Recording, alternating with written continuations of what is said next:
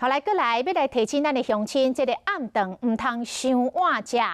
无是会害到心脏哦。这是美国哥伦比亚大学伫要发表的研究报告，讲女性若暗时过6点才来食暗顿，每加食一大卡，都会加伤害到心脏1分。若国内的医师是来建议讲，不管男女，至少拢爱伫个困前3点钟前，甲暗顿食好饱。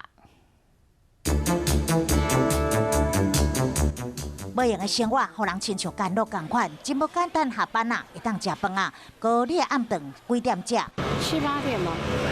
？7、8点吧。一整天下来就会想吃多一点。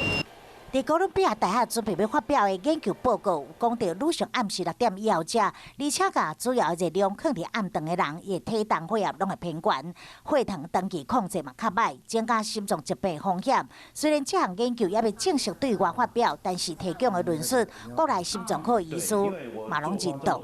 晚上的时候，我们的身体的生理的机制都会下降，我们的活动量会变少，所以我们代谢会变慢。这时候，如果你大量进食的话，会让这个血糖的升高会比较高，吸收的热量可能会转化成所谓的脂肪或是肝糖储存在我们体内。医师建议，无论查甫查某，要困之前至少3点钟毋能够食物件，暗顿摄取的总热量莫超过规工的1/3，莫互享受美食的趣味，加做健康的杀手。